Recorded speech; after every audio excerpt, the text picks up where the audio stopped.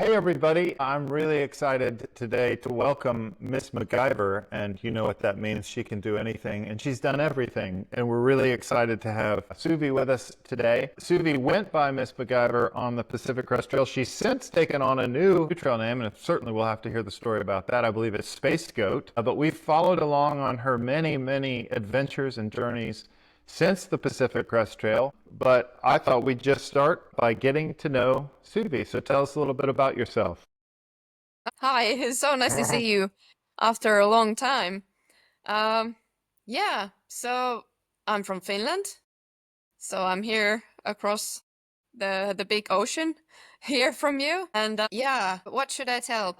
Well, tell us Where about, do I? okay, I will say this. I will say this. You are um, impressively adventurous. Like you just seem to really always be outside, always doing something new. So why don't you start way back at the beginning and say, this is how I became a person who was so fascinated by being outdoors and participating in these adventures. Right, from the beginning. So yeah, I can only blame my parents because they started taking me and my brother to the nature when we were very small. I believe I slept in a tent first time when I was 5 weeks old. So that's how it started. And all the summers here in the middle of Finland, we spent in the islands. There's a huge lake right where I live, and there are lots of islands. So we just had a little boat and packed everything on the boat, and then camped on some islands and fishing, and yeah, that's how we spent our summers. And also we went to southern part of Finland sometimes to see the ocean or to Lapland, and yeah, just a lot of nature stuff what we did when we were kids. So yeah, that's how it started.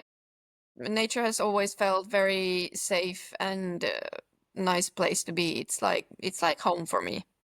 Was there ever a summer where you were coming to the end of the school year and you were getting ready to go to the island when you thought, no, I don't want to go this summer? I can't remember that happening ever. That's great. So you always wanted to go. That's so neat. I was We always ready for adventures. Oh, that's great. So when we met you, it was 2018. Was that your first Mm. longer trail by yourself? No, I had hiked the Araroa in New Zealand before that, the year before. So that was the first one for me, like a really long one. I had done some hikes before that, like several weeks of hiking in Nepal, for example, but not in Nepal. It's never so long in kilometers, but yeah, it takes a lot of time. Suvi, I lost that. For some reason, I lost you there, and I don't know why it is. I think I'm going to refresh my browser and come back. Yeah, Just in case. Did I disappear for a minute for you? your like your video is very blurry. Oh, it's back now. It caught up. Okay, it should be caught up. It's okay if it's Okay, blurry. It captures it on my end, but I just lost you for a mm, second. So I'll have to go back and edit this. okay, So no to be problem. truthful, if you'll just tell me to catch me up, I think I probably have it on the recording, but if you'll tell me what you said about the long trails. I did not hear what you said about what you did before 2018 as well. Okay. I started to hear the Te Aroa, but if you want to Yeah, go back yeah. to there. So the Thank you. first long hike was in New Zealand, the Te Araroa, which is 3,000 kilometers. So that's where I started. That was my first like really long hike. I had done some um like several weeks hikes in Nepal before that, but a proper long hike was in New Zealand. Well, yeah, well, I'd like to ask about that as well, because Georgie and I were dreaming of doing that this year, but we couldn't fit it in. But had you planned to come to the States before you did the Te Araroa, or was No, no. okay? I had been to the States and I have been to California and Yosemite, and I Uh-huh. knew that it's beautiful. And I knew about PCT, but I kind of thought that I want to do my first long hike in a place where nothing wants to kill me in the in the nature. So like no dangerous animals or anything like that. And I also had been in New Zealand before, and I knew that it's a beautiful country, but when I was there first time, I didn't have a chance to go hiking. I didn't have the gear or time to do that. So I decided then that I want to return there for some proper hiking. And I would say that 3,000 kilometers through the whole country is proper hiking. That's So it was great. worth the wait. And what year was that? Was that in 2017? Uh, 16, 17. 16, 17. Okay. Okay. And was it everything that you imagined? Oh yeah. Yeah. So beautiful. So nice. I really like that place. I would love to go back and do some more hiking there. Oh, that's great. So at what point did you decide or turn your sights toward the Pacific Crest Trail? Well, I met some American hikers on Araroa and specifically Wired. I don't know if you know Wired. Erin Saver. She had hiked a lot. And when I asked her what is her favorite trail, she said that the PCT, of course, because Wow. I guess it was her first proper long hike. And I think somebody else also recommended the PCT. And so after returning from New Zealand, I think I was home for like a month and I had already ordered the wall map of the PCT to put on my wall. And how did you determine to do a southbound rather than northbound hike? I think it had a lot to do with the schedule. It was just easier for me to start in the summertime instead of spring. And also I knew about the difficulties you might have in the Sierra if you go there too early and the dangerous water crossings and things like that. And also I knew that being from Finland, I'm not so good with the heat. So that the desert part would be better for me in October, November instead of springtime. Okay. Yeah. And here's one thing I always am, it's a consideration that I don't typically have to think about because most of my hikes have been domestic. But was your eye ever on the exchange rate between Finland and the United States? No, not really. Yeah, I wondered about that because my dad one time went for a visit to Austria, and he went at a particular time when the dollar became very strong against most every monetary system in Europe. And so he went over there and came back with a Mercedes off-road Jeep, and he bought it for about a third of the price of what he would have paid here. So I know sometimes those exchange rate fluctuations can play into the way that you have to think about it, especially Yeah, doing no, I resupply. can't really plan my life according to the exchange. Well, the nice thing is it's generally pretty inexpensive to live out of a tent. Yeah. That's great. So tell me about the PCT. I guess you flew into Seattle. Is that where you Yeah. came in? No, I actually flew into San Francisco and Okay. I visited a friend there before I flew to yeah, did I fly? Yeah, I flew to Seattle from there. Yeah, I think. And stayed there with the same trail angel where Bear Hair stayed. Okay. And this is what I was when I was listening to the podcast you made with Bear Hair. I guess she didn't remember that the trail angel called Kristen. Mm-hmm. She's also a thru hiker, so she came to hike with us from Hearts Pass to the border and back. How cool. Yeah, so that's how we got there. Oh, And that's neat.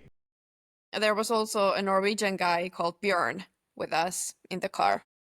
Okay. So you were able to, so did she park a car there and you could store some food and for that next move to Stehekin? No, we left the food in the privy Oh, you because did. Okay.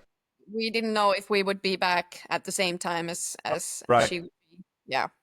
Right. She still had to go back to work, and then after a couple of weeks, she also started hiking the PCT from Hearts Pass. Super. Okay. Well, the same thing may happen in our conversation as happened with Bear Hair. So wherever you run into a discrepancy between reality and the book, you're welcome to correct it, and at some point we'll Yeah. fix it along the way because we want to hear your actual story, not the story that I made up. So what did you think? What were your initial impressions of the PCT? It was so beautiful already from on the drive there to Hart's Pass because we don't have any mountains here. We have a lot of nature here in Finland, but we don't have any mountains. So yeah, take me anywhere in the mountains and I'm just amazed about everything. And yeah, it was so beautiful. It was quite cold and snowy in the beginning. It took a while for the weather to get better. Yeah, I like, I don't mind the snow. So it was okay. And did you start out at, I guess you started out at a little bit stronger pace than Bear Hair, or did you stay together with her for a while? We camped at the same place on the first night, the spot where she got her trail name. I know. I forgot to ask her. I should have you tell her trail name story. Yeah, and then I think, yeah, I started a bit earlier next morning because it was cold and I was ready earlier than everybody else. And I was like, oh, I'm getting cold. I don't want to wait. And so I started walking. And yeah, so I guess Bear Hair was a bit slower she had some knee problems. So yeah, I did see her after that. But yeah, mostly I guess I went a little bit faster, at least in Okay. the beginning. And did you come to the trail with a trail name, or did you pick it up on the trail? No, I didn't have a trail name. No. Okay. So Bear Hair picked up hers up the first night, and you could tell us how she got that one. And then I'd like to hear how you found yours. Well, I always hike with this little bag where I have stuff for fixing stuff, and I call it McGyver bag. Mm. So there might be like, all kinds of small stuff, zip ties, and, yeah, anything you might need to fix stuff. And I fixed a lot of stuff For already in Washington, and I actually don't remember who gave the name to me because there were several hikers I wasn't really hiking with any specific hikers, but there were a lot of hikers around. Mm-hmm. And I can't really remember Mm-hmm. how it happened, but it was, yeah, I fixed several things. So you got a reputation on the trail for being the one to go to. Did anyone ever approach you and say, "Hey, I heard you have a MacGyver bag"? No, not like that, but if I heard somebody saying that they had broken something, I always said, "Ah, I might have a solution."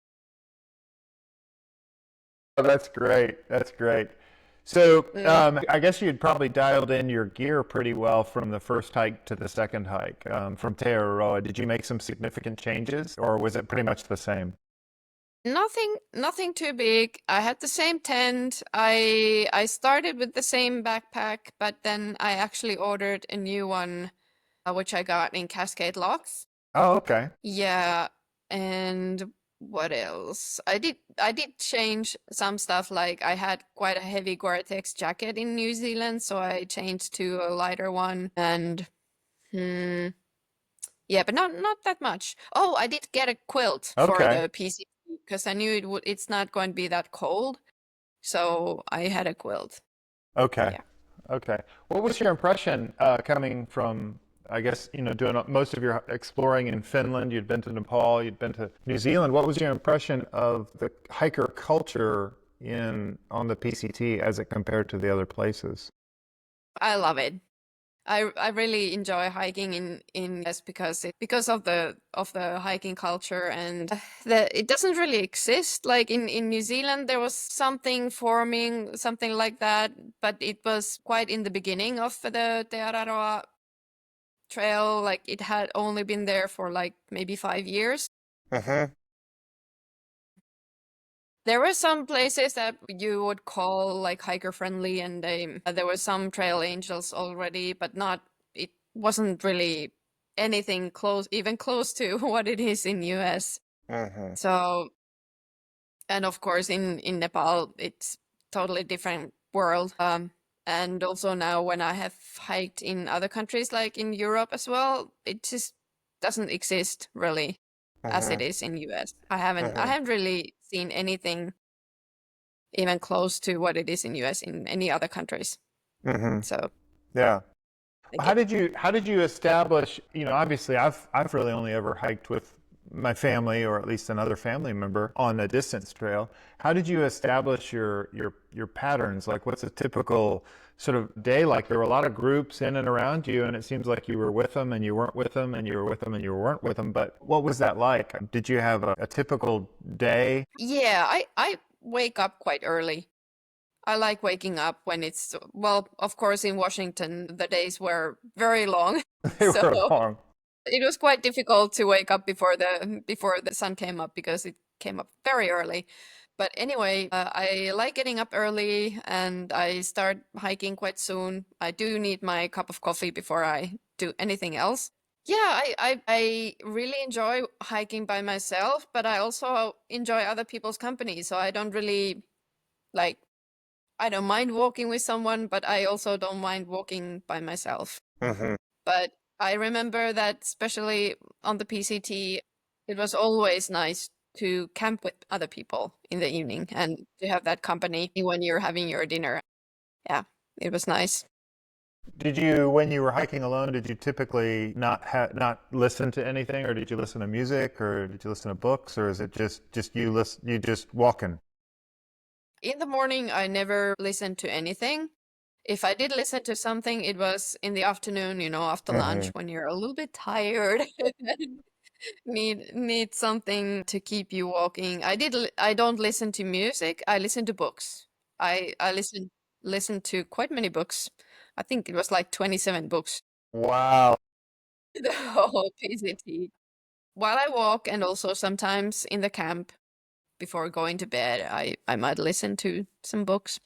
Yeah, yeah. I loved listening to books. The only thing that was bad for me was that I would choose these books that I always meant to read well and closely, and I would read them, but I always missed a lot. So I spent the trail time listening to these books that I wanted to. So I listened to War and Peace or Dostoevsky, or all these different books. The problem was that I would choose these long epic stories, and my kids would be reading one book after the other and laughing and talking about the books they were reading, and I always felt like I was missing out because I would find myself stuck in a 46-hour book, and they would be reading these Mm, these yeah, 6-hour books. So, yeah, and you can't and make the speed go fast enough to catch up on that stuff, but yeah. I do like that. I like a good afternoon. I know some people do that differently, but I think the trail's a fun place to get sort of lost in your thoughts and really dial into books.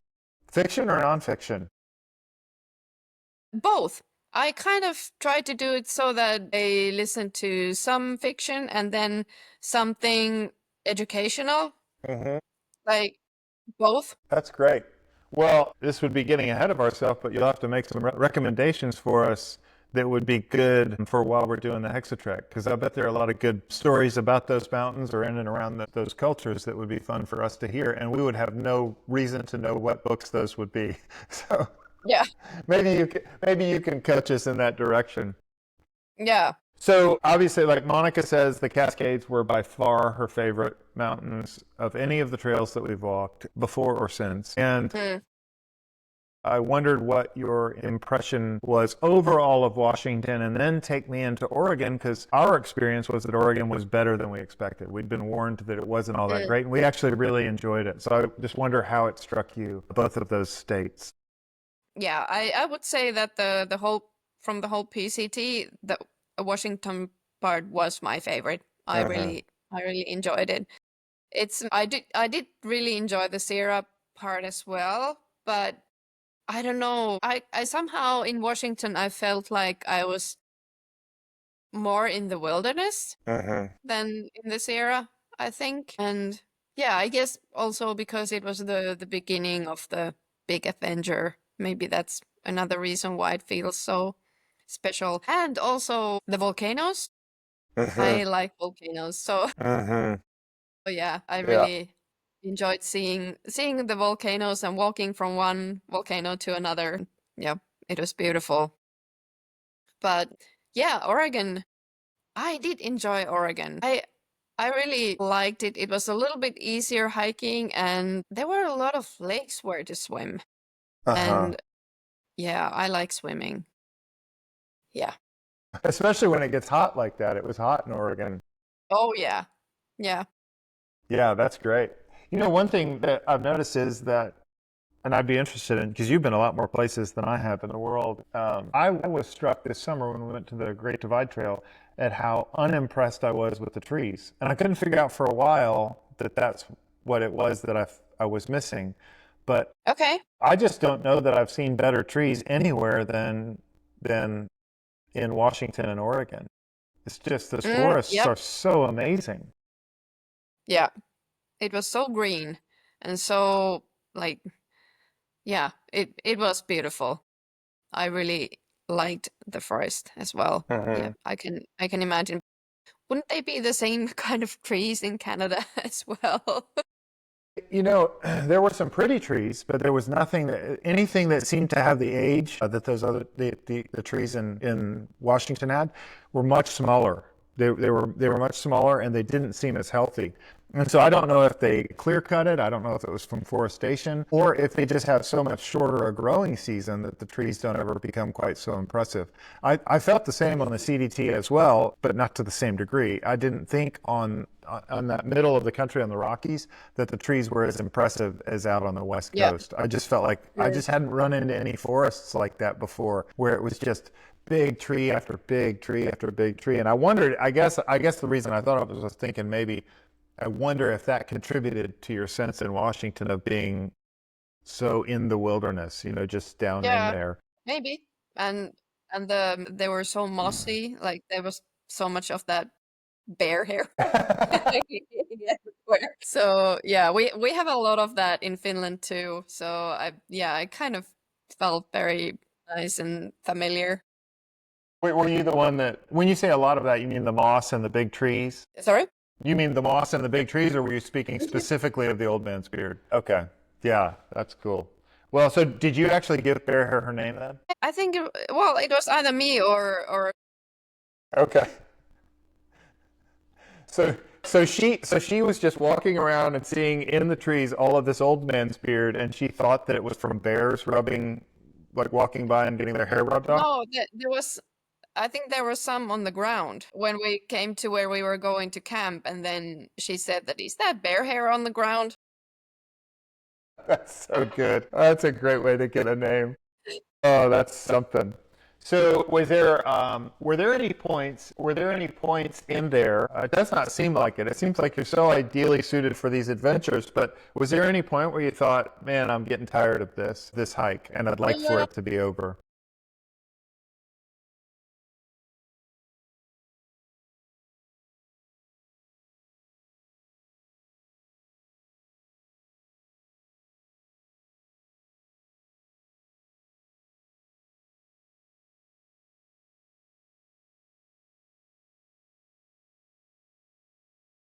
Hmm.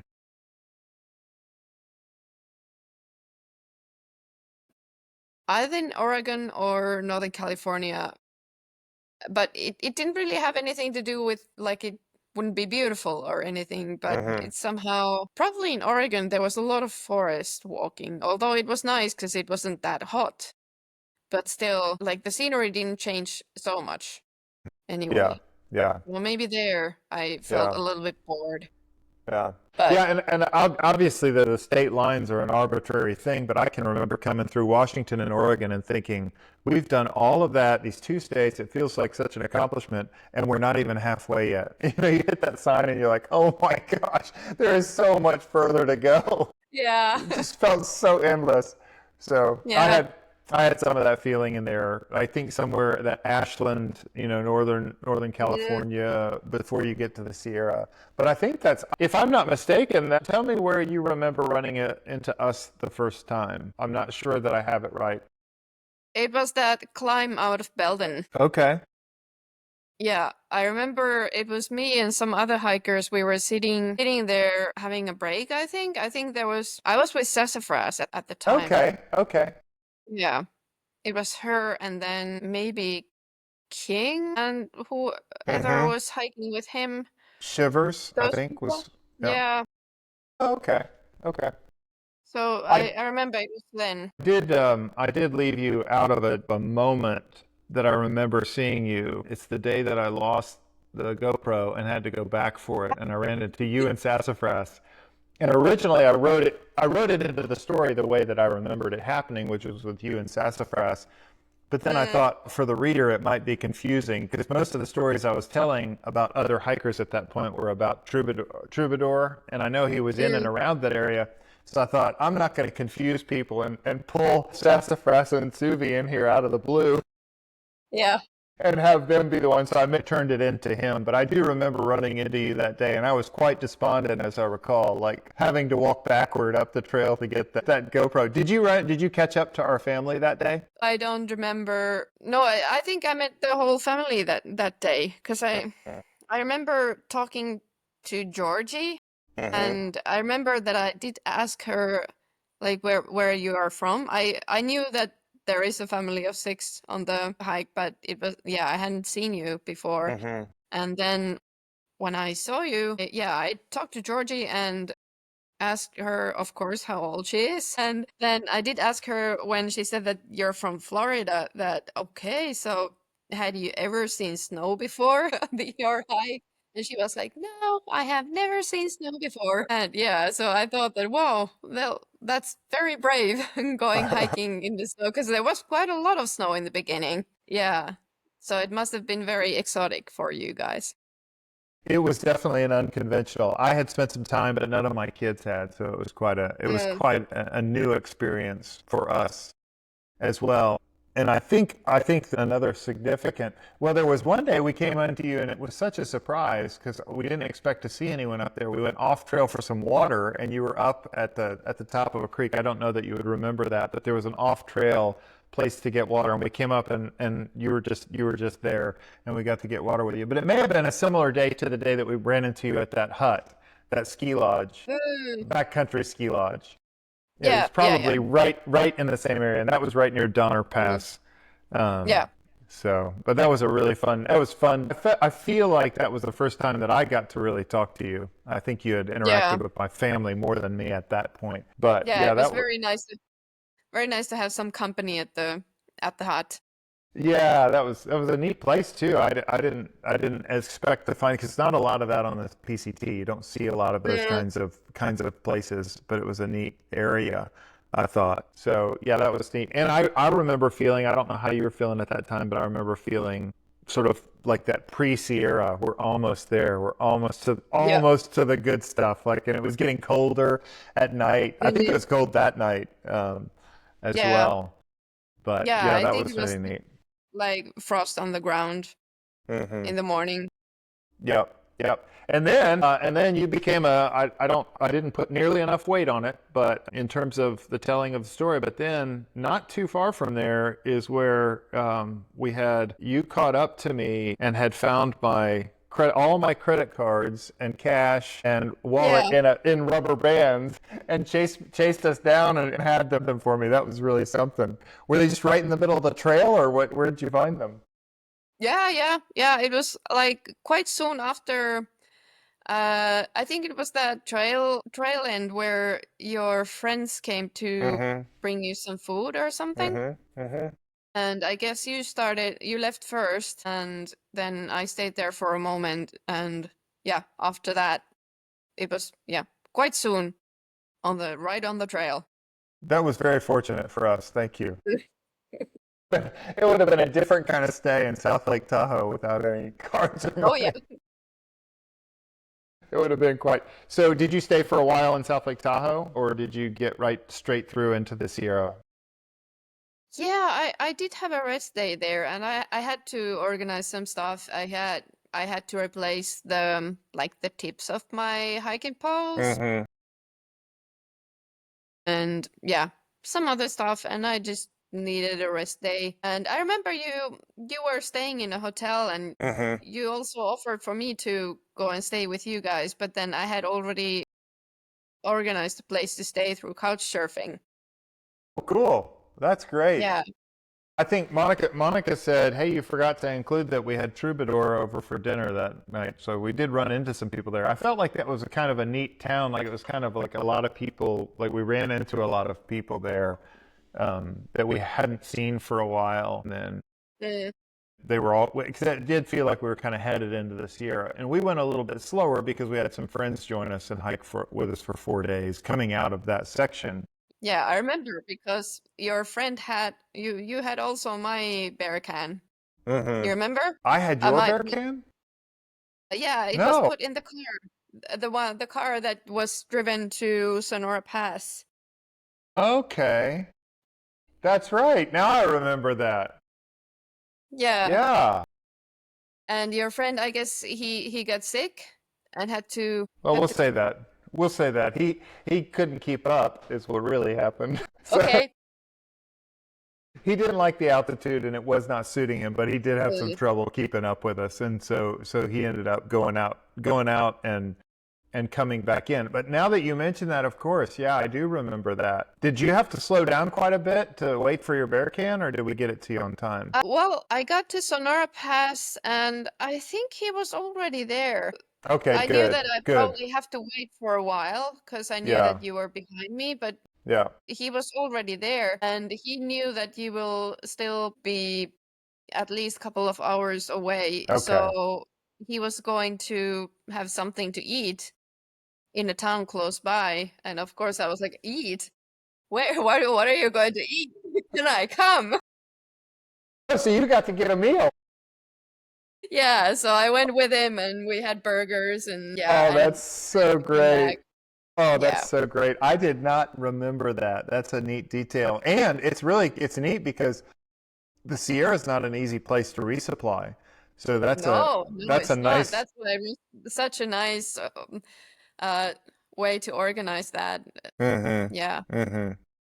And that next run, that's the Sierra was just beautiful, especially that first part of it, wasn't it? It just really was so Yeah. amazing. So nice. Yeah. And the weather was perfect for a while. For a while, yeah, Yeah. it was I really enjoyed that like when it started to get more rocky and all that like almost white limestone and um or is it limestone? It looks like limestone. But anyway, Granite. and all the small lakes in between and yeah, beautiful, beautiful. Were you in the Sierra by yourself for the most time? I was, yeah. That would be such a neat experience. Like you would feel so like, I don't know, like feel like you're John Muir or something, you know? Yeah.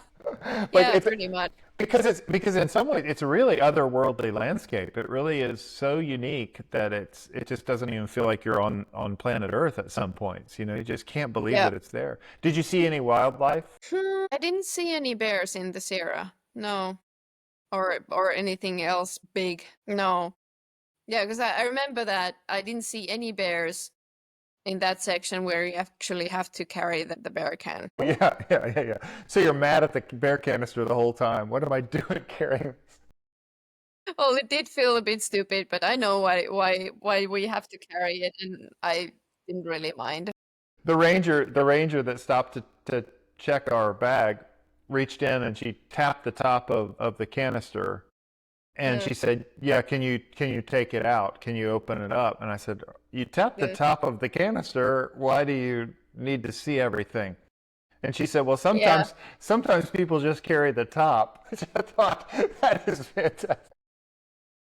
I would never have considered that as a way to No, get around it. no, yeah, I usually had my bear can on the top of the backpack during the Hmm. day. Oh, that's Yeah. right. I remember that you had a strategy that I was envious of because I found out later, and I don't remember when we found out. But you would take your bear canister and dump all the food into the bottom of the bag and then carry it empty, right? Well, I did put like, especially when the weather was bad, I had my down jacket in there, or like something Yeah. light. What a great idea. Yeah, Was that a MacGyver move, or had you seen that for before? sure. Yeah, of course. See, so you came up with that all on your own, huh? Oh, that's so good. Yeah, that was a great one. I wish that I had thought to do that. That was really smart. Mm. Boy, the kids were miserable with that extra weight going through there. That was not fun. And then, How, and then how many did you? one for each. Yeah, we carried one each. Georgie, I think Georgie carried a small one, but Mm, we needed one for each because by then they were eating full size human portions, so it wasn't like it wasn't like you could yeah, go shorter. And in fact, yeah. the more we hiked trails, the more I would set every resupply strategy to stay out of town because it's so expensive to go to a restaurant with 6 people Mm. that eat like 12. So we try to stay out in the woods as much as we can. That's really neat. So I am interested because I think that in my telling of the events of that storm, it probably sounds extremely dramatic to someone who is so well suited for those things. Kind of like it would be like me describing a climb up the side of a cliff to Alex Honnold, and he'd be like, "Really? That was scary for you?" So I described the events of that storm, but did you have any apprehension going into the storm in the Sierra, or were you completely comfortable? Well, I didn't really think about it as a storm. I just thought that it's just different kind of weather. So, so it did start snowing. I don't remember where. It started snowing before, well, first raining and then snowing when I was crossing Moore Pass. Yeah, Okay. that was a very, very wet and cold day. Mm-hmm. Mm-hmm. And then it got a little, I got everything wet that day. It stopped raining when I pitched my tent on the other side of Moore Pass. But it was so humid that like my tent was like a rainforest, it was Yeah. like I woke up so many times at night when there was like water dripping on my face and I had to dry my tent with a cloth and Oh. yeah, everything was wet the next day and I was like, okay, I really hope the weather gets better so I can dry everything, otherwise it will be very cold next night because I knew, well, I guess that there was some pass where I could have gone off earlier before Kearsarge. But Yeah, Bishop yeah, Pass. So you were thinking yeah, you must have been right where we were. Where were you the night of the snowstorm? Where'd you spend the night in the snow? I don't know if it's the same one, but yeah, it was probably because I stayed in Bishop. I don't remember if I had a rest day in Bishop, and when I was coming back, you were coming You were down. you must have been ahead of us. So you must have you must have gone past the shelter the night of the snow. Yeah. So you were ahead of us. Mhm. Yeah, you were ahead of us because yeah, if you spent a day in Bishop or a night in Bishop. I think I stayed. I think I had a rest day. I can't really Yeah. remember. Okay. Probably had. Yeah. Yeah, it's so funny because I would say if you ask my family, any of them, they would say that was the most, they were scared. That was so formative that the fear of that storm and your experience was much different. And you were by yourself, I assume, for that rain day. Yep. Yep. By Wow. myself. All right. And then you hopped right back out on the trail and kept heading south. Tell me about Mm. did you summit Whitney? No, I did not. No, I camped just below, where you start climbing to Whitney, and it was a really windy night. I barely slept because it Yeah. was just so windy and my tent was flapping and it was annoying and I was so annoyed in the morning. I was like, I'm not going up. That's I great. don't care. I've been so much higher before, like I don't really care. I'll just keep hiking. Yeah. I think had I not been alone, I might have made, or had I been alone, I might have made the same decision. And Mm, it is there are pretty moments on the way up, but it's not that beautiful. You would have seen it from the backside. It's not that pretty from the yeah. backside. It really would be from the Yeah. front side that it would be impressive. So I guess you make your way pretty quickly into Southern California. What was your expectation and experience of Southern California in terms Well, of the trail? first of all, I don't know why, but I kind of thought that it would be more flat. Mm-hmm. It wasn't. Mm-hmm. Yep. There was still so much up and down. Mm-hmm. Of course, it was a lot easier. Mm-hmm. We were not in high elevation anymore and it was getting warmer. Yeah. So I really enjoyed it. I loved being up in the mountains, but then you can like at night you could see the lights of Yes. like Los Angeles and I think it was Yeah. so cool. Yeah. and it wasn't so cold anymore. You didn't have to go straight into your sleeping bag when you set up the camp, and it was beautiful. Did you? Especially like the sunsets and sunrises in the desert. It was Mhm. just magical. Yeah, I anticipated dunes and tumbleweed, and it was very much different than that. I don't know why. I even watched videos before I came, and I still didn't know what to expect. But Mm, I appreciated all that about it, like getting to see and look down on the city lights, and when it was a neat mm, trail. Like just to think that they've maintained a trail that close to civilization, although it is pretty dry out there, so it'd be tough to make it usable. But it really was beautiful, and just to think about how valuable a resource water really is. Like it seems like everything out there had to do with water. mm, Every decision that they made, every place name had to do with water. Like everything was about the water. It was a neat place. I mm. really enjoyed it. And you sort of feel like you've done it. You're almost home.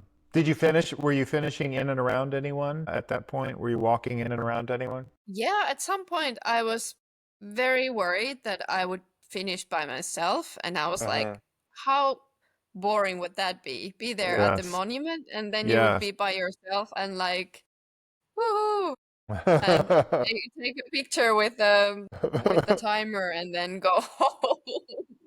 That would be so boring. But no, luckily, just a couple of days before finishing, I bumped into Bella. I don't know if you ever I met never Bella. met Bella. I met her first time on the day when I touched the border in the north. Wow. And then we hiked. I think we kind of leapfrogged until Cascade Locks, and sometime after that she went home for a wedding or something, and I never saw her since, except like 2 or 3 days before the border. How fun. That's Yeah, neat. and she was hiking with her brother, and also there was a Taiwanese girl Hmm. called Soda, and who else? And Sue. Do you remember Sue I don't Suenja? remember Sue. I think I He's from may. Colorado. Oh, at least he lives in oh, not in Colorado. He lives in Jackson. Brendan, I think his real name is, Okay. or Brendan, something like that. Anyway, so I hadn't seen him either for a long time, and then suddenly he was there. So yeah, we had a nice little group Well, that's finishing at fun. the same time, and Bella's mom had driven all the way there with a trunk full of food. So we had a little feast Hmm. at the monument. Yeah, it was really nice. Nice way to finish the trail. Yeah, that's great. How was it did it feel, how'd you feel coming up to the monument? Was it just like, what was that like? Uh, well, I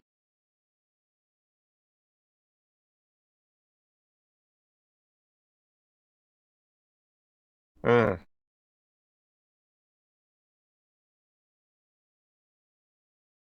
Hmm. Yeah.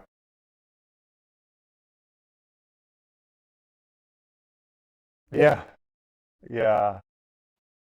more like on the way home that I got more emotional. Like, okay, well, the adventure is over. Yeah.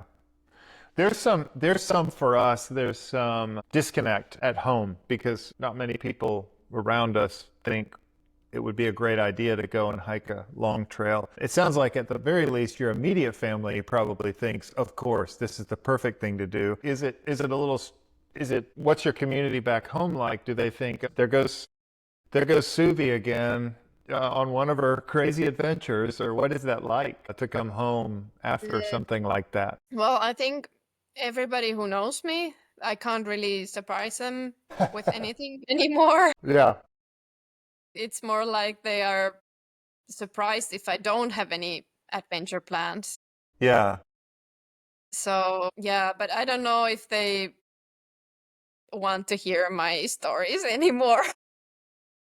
It does feel like for about the first week, people ask questions and they're genuinely interested. And then Mm, after about the first week, they're like, "Oh, we're going to talk about this again?" I don't really want to talk about this again. That's why you have to, get on a podcast 8 years later or 7 years, whatever, however many years later, and talk about it. Oh yeah. But you have not stopped adventuring. Since then, you've done a number of trails, Hmm. but also other types of adventures. But can you tell me some highlights between then and now?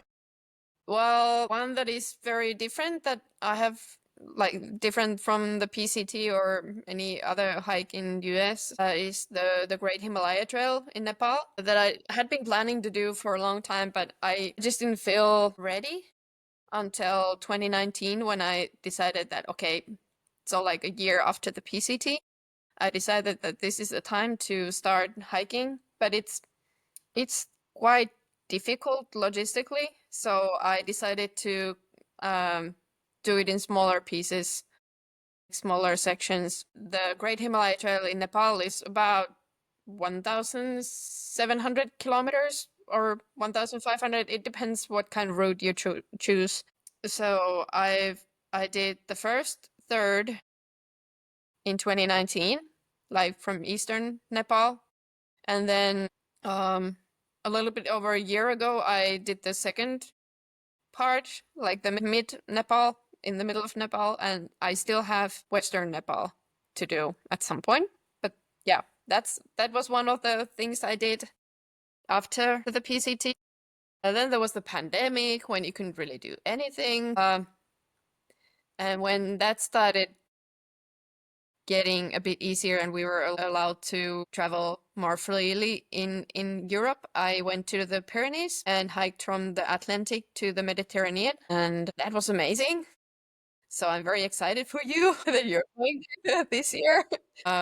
And what else? That was 2021. And then the next year, the Continental Divide Trail, which of course was also amazing, And then, yeah, last year I hiked a section of the Hexadrek in France. I only had 1 month, so I just chose the section that had the most elevation, of Good. course. So that was the Alps. Okay. What did you think of the Alps? Oh, it's beautiful. Very different again. In the Alps, you are never very far from other people. There is always some kind of village or at least a mountain hut or something close by. So it's not easy hiking, but it's easier in that sense that you don't have to carry so much food. You Yeah. can always have lunch at the huts, and yeah, I I carried I didn't carry more than 3 days of food, I think, at the time. I like to hear that. Well, I only did like that short section. Oh, that's great. So, yeah, I would love to know, because I've done both of them, what your impression of, by comparison, the PCT and the CDT. Well, I always describe the CDT as PCT's cousin, who is a bit more wild and not Yes, that's a great description. and because there are so many options, none of them are so well established, like the trails, and you always had to be a bit careful so you don't get off trail, or which you didn't really have to do on the PCT because it was so easy to follow. And also the weather on the PCT, the weather was mostly good. I think I remember noticing somewhere in Northern California probably that I hadn't checked, like when I was on the PCT, that I hadn't checked the weather forecast for like a month Wow. because it was Yeah. just Yeah. always good. But Yeah. on the CDT, like thunderstorms every day, and yeah, so it's so much more extreme. And of course, because of that, you have to consider it when you're choosing your gear as well. Yeah. So yeah.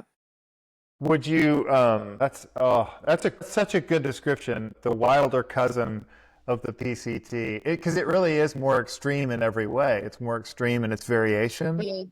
in its weather, in the trail itself can be a lot more difficult in certain places. Mm. How do those compare to the Hexatrek for you? Because I guess by doing the Pyrenees, you've done portions of the Hexatrek through the Pyrenees. Mm. as well. So Yeah. you've done a piece of the Alps and some of the Pyrenees, and then this summer you'll have to join us going through the rest of it up on the north-south part. Let's Tell see. me, yeah, how do those mountains compare for you to what you've seen on those two trails in the States? Well, the Alps are so much steeper. It's Hmm. so steep. Um, on the CDT, for example, the you climb quite gradually anyway, always. But in the Alps, you go during the same day, you go up 1,000 meters, and then you go down 1,000 meters, and then you in the afternoon you climb another 1,000 meters, and then you go down another 1,000 meters. So it's like this. When on the CDT, it's more like gradually up and gradually down, and yeah, it's very very much steeper. And of course, like the you mentioned the hiking culture, there are a lot of hikers in the Alps, but I felt quite lonely there actually, Huh.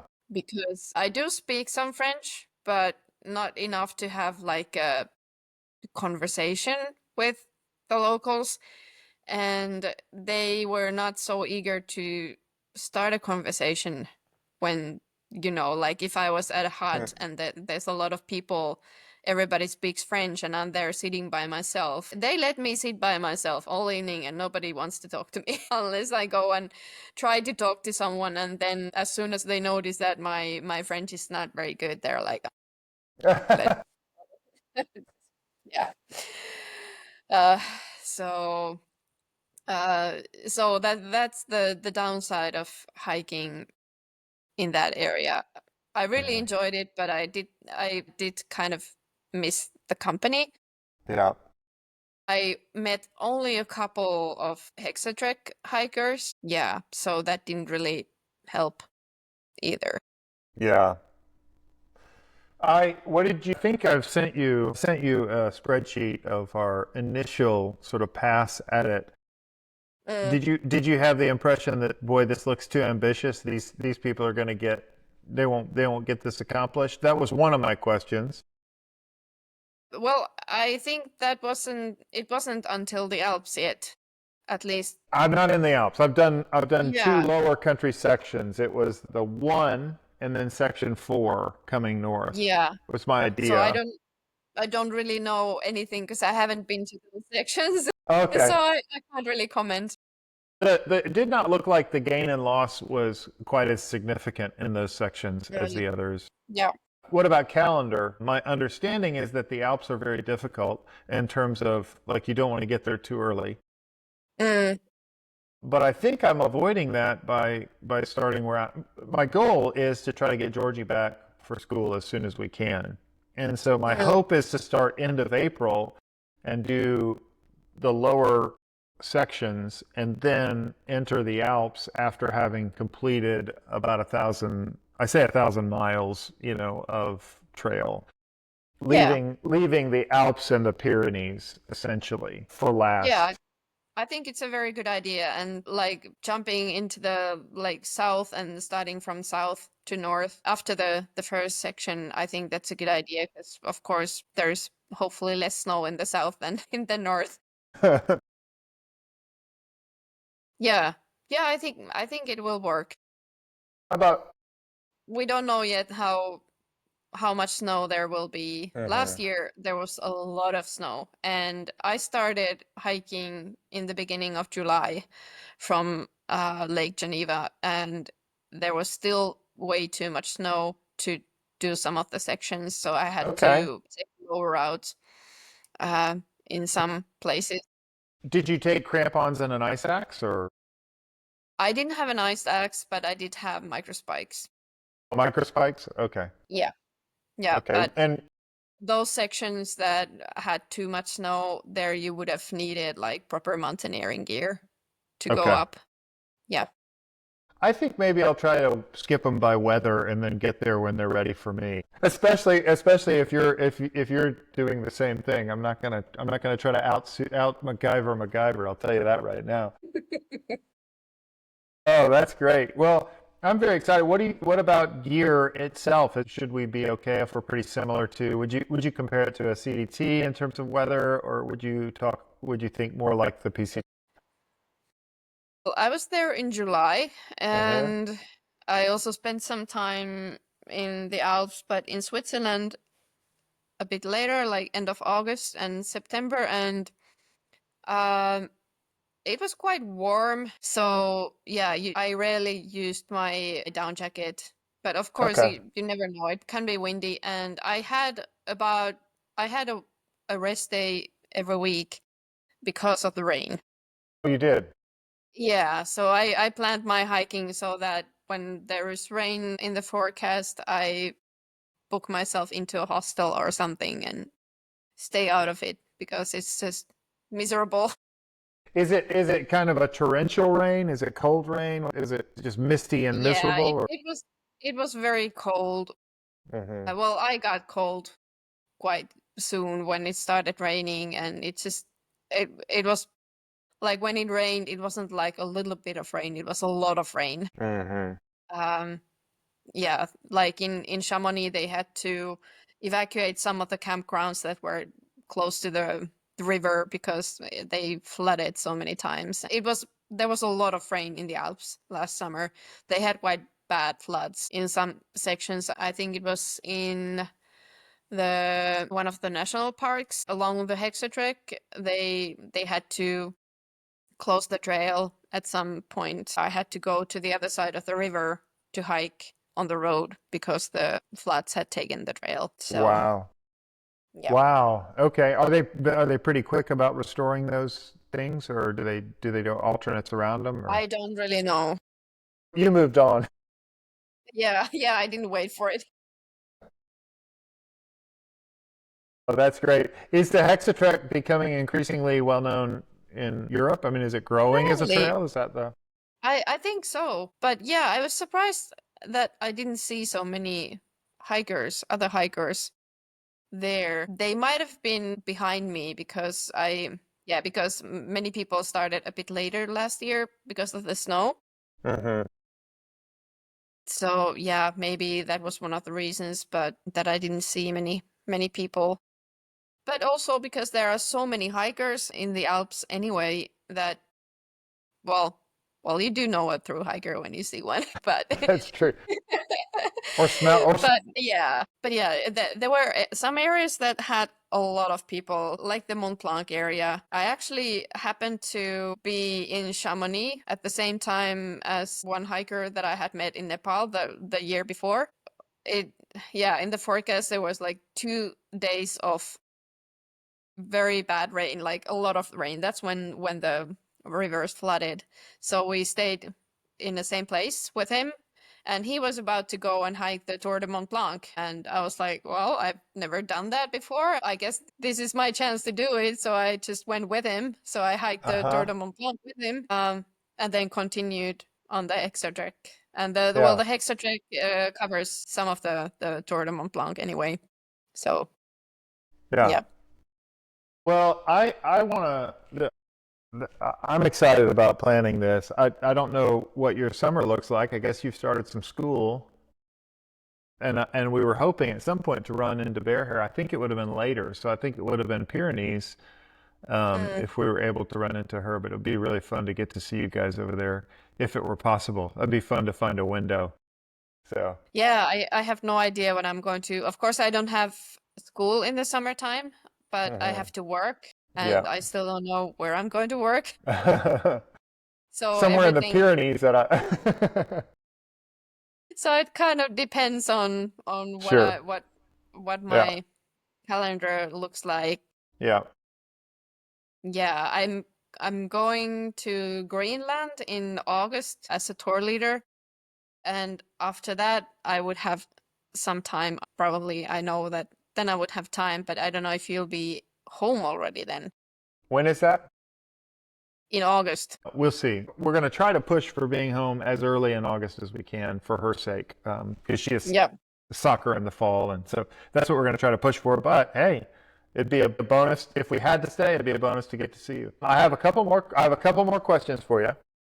Mhm. because I think you took the time to read my book. How accurate to your experience did you find the book to be in terms of the storytelling?